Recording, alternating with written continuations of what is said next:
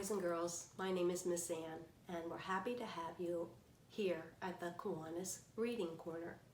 Today I'm going to read The True Story of the Three Little Pigs by a wolf, as told to John Scieszke, illustrated by Lane Smith. Let's get started. The True Story of the Three Little Pigs. Everybody knows the story of the Three Little Pigs, or at least they think they do. But I'll let you in on a little secret. Nobody knows the real story because nobody has ever heard my side of the story. I'm the wolf, Alexander T. Wolf. You can call me Al. I don't know how this whole big bad wolf thing got started, but it's all wrong. Maybe it's because of our diet. Hey, it's not my fault wolves eat cute little animals like bunnies and sheep and pigs. That's just the way we are.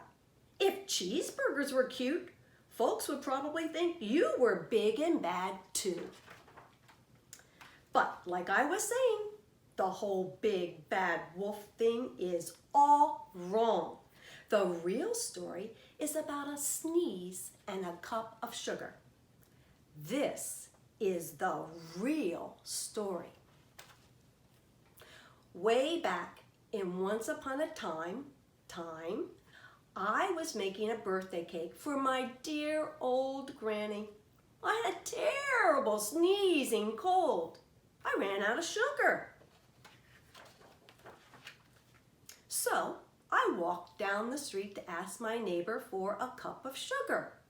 Now, this neighbor was a pig, and he wasn't too bright either. He had built his whole house out of straw. Can you believe it? I mean, who in his right mind would build a house of straw? So, of course, the minute I knocked on the door, it fell right in. I didn't want to just walk into someone else's house, so I called. Little pig, are you in? No answer. I was just about to go home without the cup of sugar for my dear old granny's birthday cake. That's when my nose started to itch. I felt a sneeze coming on. Well, I huffed and I snuffed. And I sneezed a great sneeze. And you know what? That whole darn straw house fell down. And right in the middle of the pile of straw was the first little pig, dead as a doornail. He had been home the whole time. It seemed like a shame to leave a perfectly good ham dinner lying there in the straw, so I ate it up. Think of it as a big cheeseburger just lying there. I was feeling a little better, but I still didn't have my cup of sugar, so I went to the next neighbor's house. This neighbor was the first little pig's brother. He was a little smarter, but not much. He had built his house of sticks. I rang the bell on the stick house. Nobody answered. I called, Mr. Pig, are you in?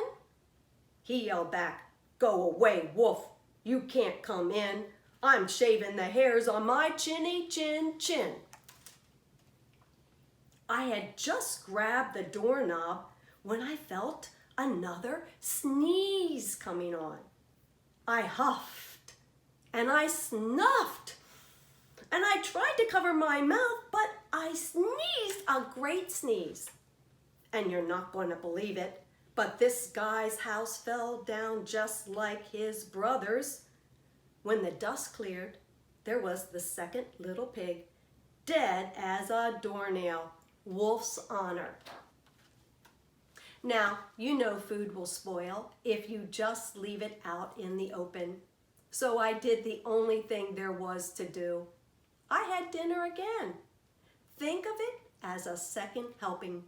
I was getting awfully full, but my cold was feeling a little better, and I still didn't have that cup of sugar for my dear old Granny's birthday cake.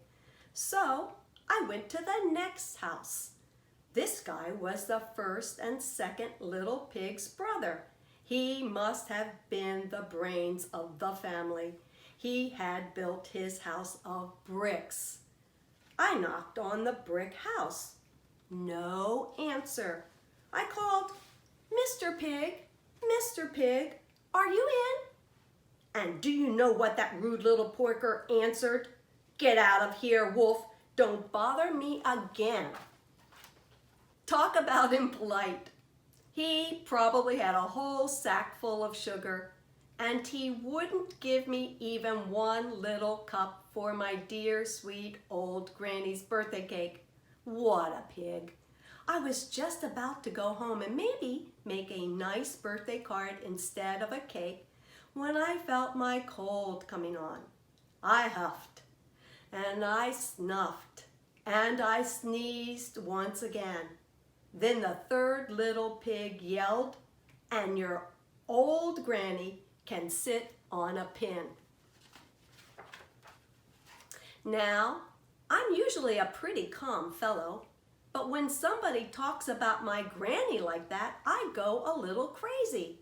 When the cops drove up, of course I was trying to break down this pig's door, and the whole time I was huffing and puffing and sneezing and making a real scene.